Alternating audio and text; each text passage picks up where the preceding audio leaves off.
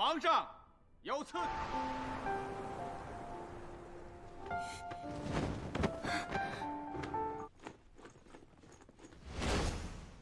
库宫好煞风景，有刺客又如何？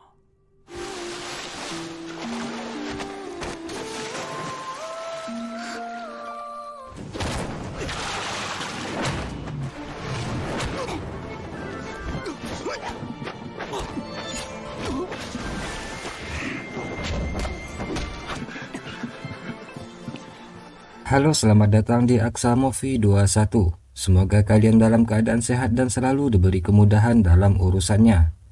Kali ini saya akan menceritakan bagian ke-6 dari cerita Legend of Fuyao. Agar tidak berlama-lama, berikut rangkumannya. Fuyao dan Zhongyu lari dari kejaran para prajurit dan tiba di sebuah terowongan.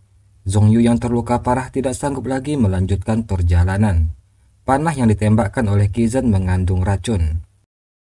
Dia menyerahkan sebuah gulungan kepada Fuyao dan memintanya menyerahkan kepada seseorang. Fuyao tinggal mengikuti terowongan.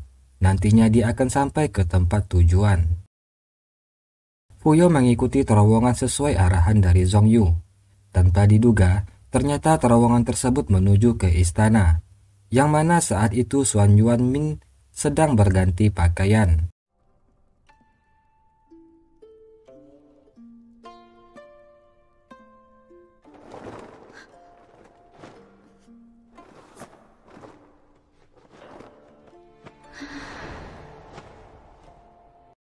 Tiba-tiba Qizhen dan pasukannya datang untuk mencari penyusup yang membakar kediamannya. Dari informasi yang dia dapat, penyusup tersebut lari menuju istana. Xuan Yuanmin tentu saja menyembunyikan Fuyao. Dia kembali memainkan dramanya.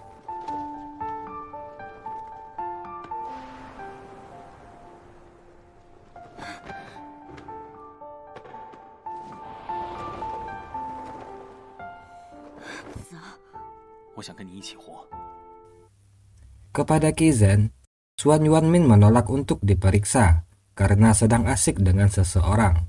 Dia menyuruh Qizhen untuk keluar dan kembali melakukan tugasnya. Mengetahui Xuan Yuanmin sedang tidak bisa diganggu, Qizhen dan pasukannya pun segera pergi. Walaupun dia masih curiga ada yang janggal di kamar Xuan Yuanmin. Fuyao marah karena merasa Xuan Yuanmin telah kurang ajar terhadapnya. Dia menyerang Xuan Yuanmin, namun tentu saja dia tidak bisa mengalahkannya.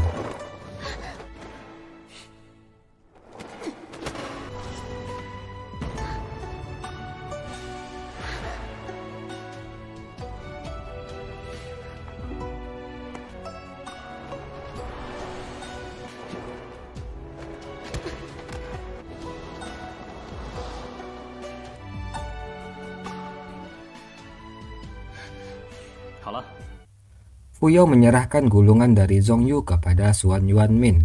Di dalam gulungan tersebut terdapat sebuah benda yang ternyata adalah kunci Killing Stage. Fuyao yang kesal kepada Xuan Yuanmin mengapa saat di hutan membuatnya pingsan. Dan sekarang Fuyao dalam posisi sulit karena Qizhen akan mengirimnya ke istana untuk dijadikan selir. Xuan Yuanmin menjawab, jika waktu di hutan dia membiarkan Fuyao pergi, dia takut tidak akan bisa melihatnya lagi. Xuan Yuanmin berkata jika dia ingin melihatnya lebih lama lagi. Mendengar kata-kata tersebut, Fuyao hanya terdiam memandang Xuan Yuanmin. Setelah lama terdiam, Fuyao berkata jika dia tidak mempercayai kata-kata manis darinya. Ditemani oleh Yunbao, di mana Yunbao ini adalah seekor hamster, Xuan Yuanmin mengajak Fuyao pergi ke Killing Stage dengannya. Fuyao baru pertama kali ke tempat itu. Tapi dia merasa jika sebelumnya dia pernah melihat Killing Stage. Xuan Yuanmin kemudian menggunakan kunci kilin tersebut. Tiba-tiba muncul baju zirah naga di sana. Pada saat bersamaan batu 5 warna milik Fuyao menyala. Fuyao kemudian tidak sadarkan diri. Dia maju dan melayang seperti dipanggil oleh baju zirah naga. Xuan Yuanmin terkejut karena baju zirah naga dan Fuyao saling memberi kekuatan. Seketika dia sadar jika Fuyao adalah gadis pemilik batu 5 warna. Di sini diketahui jika jati diri Xuan Yuanmin yang sebenarnya adalah Wuji. murid Tianji dari Cakrawala kuno, di mana sebelumnya gurunya memberi perintah melenyapkan gadis pemilik batu 5 warna untuk menghindari bencana di 5 wilayah. Di sini Wuji menjadi galau tentang apa yang harus dia lakukan. Jika segel dari tubuh Fuyao dibuka, maka takdirnya akan berubah. 5 wilayah akan dalam bahaya. Namun jika tidak dibuka, maka nyawa Fuyao akan terancam. Ketika tersadar, Fuyao sudah berada di kamar Wuji. Ketika mencoba turun dari ranjang, dia sempoyongan dan jatuh. Wuji lalu membantunya kembali ke tempat tidur. Wuji segera memulihkan kondisi Fuyao, sehingga keadaannya kembali stabil.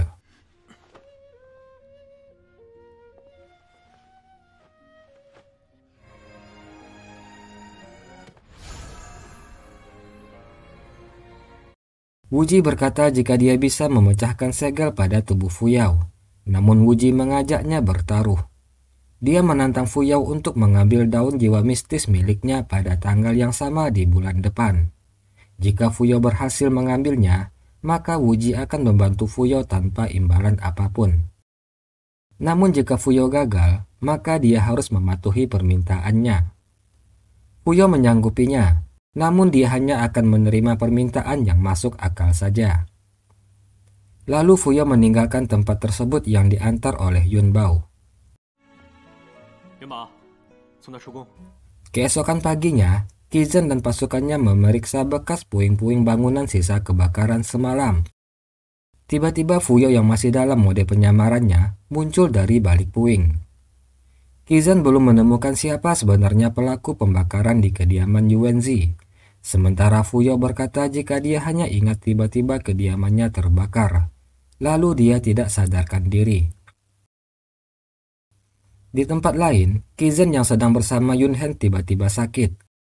Dia lalu meminta bantuan Zhongyu untuk memeriksakan keadaannya. Zhongyu berkata jika penyakit Qizhen tidak biasa, dia harus membuatkan resep sendiri agar lebih efektif. Qizhen yang curigaan memerintahkan Yunzhen untuk mengikuti Zhongyu. Zhongyu yang sedang membuat obat dibantu oleh Yunhen. Dia memperhatikan Yunhen mempunyai bekas luka yang mirip dengan bekas luka adiknya dulu sewaktu sedang berlatih pedang.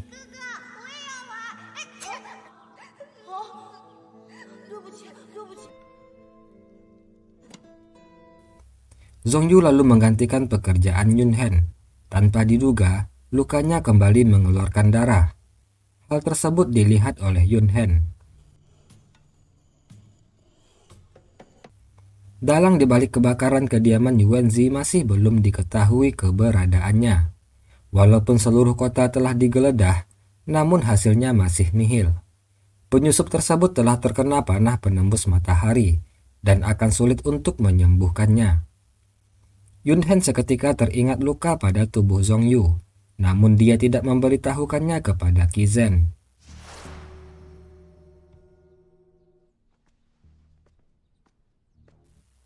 Zhang Beiye menerima surat bulu elang dari perbatasan antara Gurun Goya dan dataran es.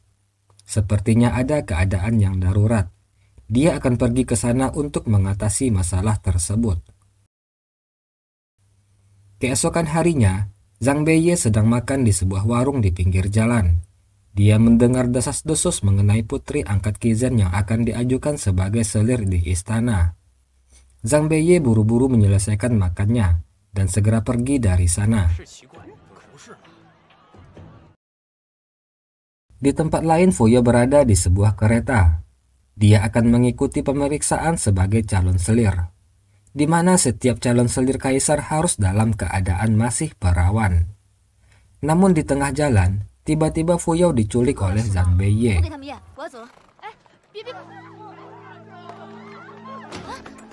Fuyao marah kepada Zhang Beiye karena menculiknya. Dia berkata jika keputusannya mengikuti calon selir itu bagian dari rencananya. Zhang Beiye menghormati keputusan Fuyao. Dia lalu menitipkan lonceng Zhengkun kepadanya, karena Zhang Beiye akan melakukan perjalanan yang jauh. Akan sangat bahaya jika lonceng tersebut ada padanya. Fuyao menyanggupi permintaan Zhang Beiye untuk menyimpan lonceng tersebut. namun dengan syarat dia harus kembali dengan selamat. 一定要回来，请我喝酒。我们一定得喝。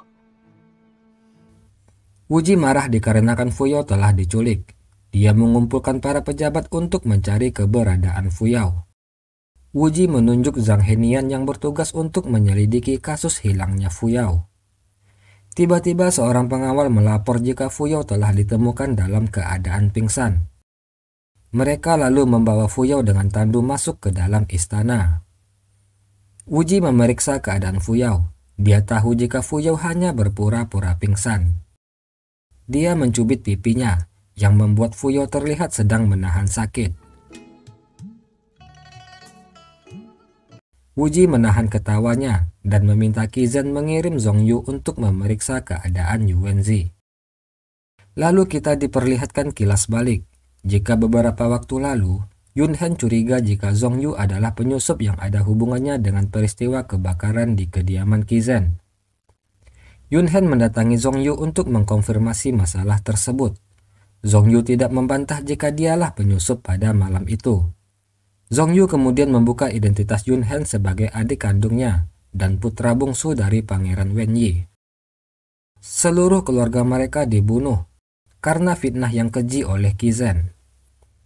Zhongyu kemudian menunjukkan tato naga air di pundaknya sebagai bukti jika dia adalah putra Wenyi dan saudara kandung Yunhen, di mana Yunhen juga pasti punya tato tersebut. Dia meminta Yunhen menemui Tuan Qiu untuk mengetahui kebenarannya.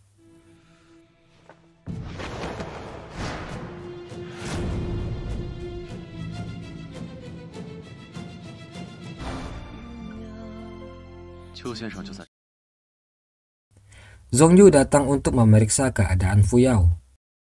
Walaupun penampilannya berubah menjadi Yuanzi, namun Zhongyu tetap mengenalinya. Sehingga Fuyao pun tidak perlu untuk berpura-pura di hadapan Zhongyu. Setelah memeriksa nadi Fuyao, Zhongyu merasakan ada yang aneh. Dia memberikan beberapa obat kepada Fuyao. Zhongyu merasa heran, nadinya Fuyao seperti orang hidup, tapi di sisi lain juga seperti orang sekarat. Proses pemilihan selir telah tiba. Para calon selir memasuki aula. Mereka pun lalu memperkenalkan diri masing-masing. Ketika tiba giliran Fuyao untuk memperkenalkan diri, tiba-tiba Wuji berkata, "Kenapa harus banyak selir yang harus dia pilih?" Terlihat Fuyao sedikit kesal karena dikerjain oleh Wuji.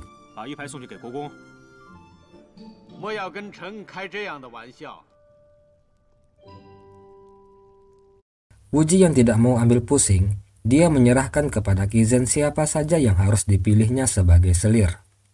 Namun Qizhen menolak. Dia berkata jika masalah serius seperti ini, dia tidak berani memutuskan.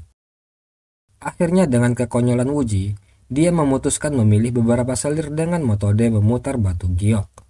Banyak yang kaget dengan metode aneh yang dilakukan oleh Wuji. Yunhen menemui Tuan Qiu untuk mengetahui kisah keluarganya. Tuan Qiu menceritakan jika 15 tahun yang lalu, Kaisar mengeluarkan dekret untuk menghabisi seluruh anggota keluarga pewaris Wenyi. Tuan Qiu mengakui jika dia memang telah mengkhianati majikannya, tapi itu dilakukannya atas permintaan Wenyi. Dia harus mendapatkan kepercayaan Qizhen. Dengan begitu, dia bisa menyelamatkan dua putra keturunan Wenyi dari pembantaian tersebut.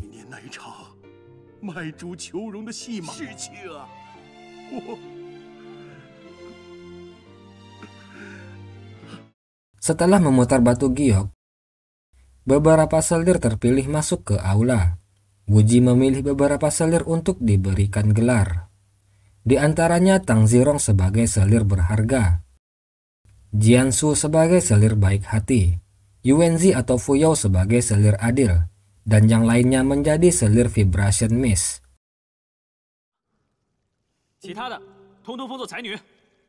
Qizhen mengingatkan Wuji jika masih ada satu selir lagi yang belum dipilih, yaitu selir berbudi luhur. Namun Wuji tidak mau melanjutkannya lagi. Dia berkata jika dia telah lelah dan butuh istirahat. 好了，跪起来再说吧。啊。 Setelah pemilihan selir kaisar berakhir, Pangeran Siping yang bernama Gao Hao tampak tidak puas dengan hasil pemilihan tersebut, dikarenakan putrinya Gao Purao tidak terpilih menjadi selir.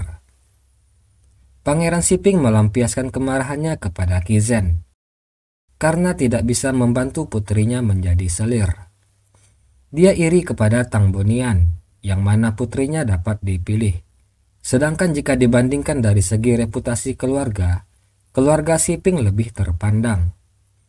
Tiba-tiba Yun Hen datang membawa dekrit kerajaan untuk mengangkat Gao Purao sebagai selir berbudi luhur. Amarah Pangeran Siping pun sedikit mereda, namun di sisi lain dia merasa dipermainkan. Dia mencurigai jika Qi Zhen telah mengatur semuanya. 难道国公是想给我西平郡一点下马威？告辞。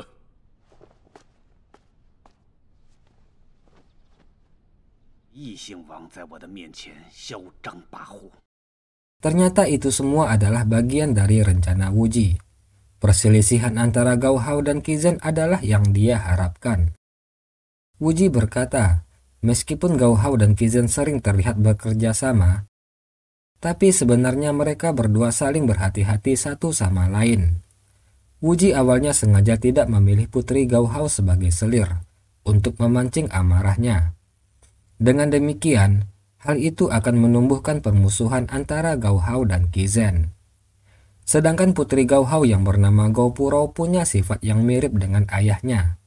Sifat temperamennya bisa dimanfaatkan oleh Wuji untuk memuluskan rencananya. Di malam harinya, untuk mengambil daun jiwa mistis dari Wuji, Fuyo menyusup sebagai pelayan yang melayani Wuji di tempat pemandian. Wuji mengetahui penyamaran Fuyao. Dia lalu meminta Fuyao membantunya mengganti pakaian. Wuji menyuruh semua orang keluar ruangan, sehingga tinggal mereka berdua saja. Wuji menggoda Fuyao, tengah malam menyamar sebagai pelayan mendatanginya. 原来你早就发现了，明知夜就走，又来这招。我喜欢这招。 Mengetahui penyamarannya diketahui, Fuyo menyerang Wuji untuk merebut daun jiwa mistis. Dalam pertarungan itu, Fuyo berhasil merebut daun jiwa mistis milik Wuji, yang di saat bersamaan juga muncul perasaan berbeda di antara mereka.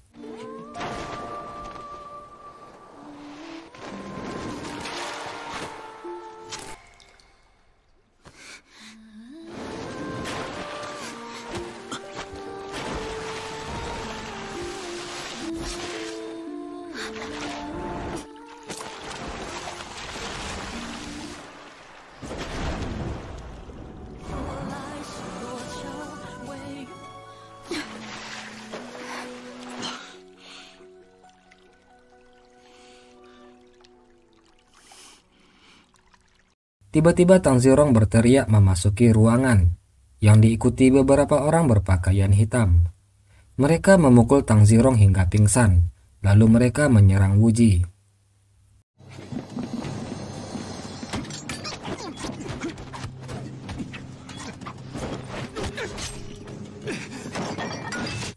Wuji yang menghadapi para penyerang tersebut mendapatkan luka di tangannya.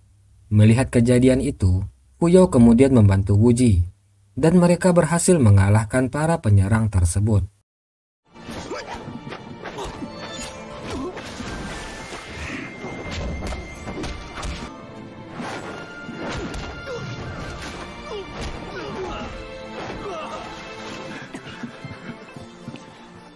Fuyo membalut luka Wuji. Wuji kemudian mengatakan dengan lembut jika dia tidak akan membiarkan Fuyo pergi lagi. Baginya Fuyo wanita yang spesial, yang membuatnya ingin selalu bersamanya. Wuji secara perlahan mendekatkan wajahnya kepada Fuyo, sementara Fuyo hanya diam tertunduk. Tiba-tiba Wuji tertawa karena berhasil merebut kembali daun jiwa mistis. Fuyo pun menjadi sangat marah, karena lagi-lagi dia dicurangi oleh Wuji. Sementara Wuji hanya tertawa melihat ekspresi Fuyo. 你什么时候偷走的？这本来就是场赌注。你使诈！你别倔了。Setelah penyerangan semalam, Wuji mengganti semua penjaga dengan yang baru. Siapapun yang membantah keputusannya, maka dia akan dicopot dari jabatannya dan akan diselidiki. Qizhen merasa kesal karena semua orangnya yang berada di dekat raja sudah digantikan semuanya. Qizhen mencurigai jika Wuji telah tahu jika para pengawal sebelumnya adalah mata-matanya. Sekarang dia harus menyusun rencana untuk menyusupkan mata-mata baru di dekat Wuji.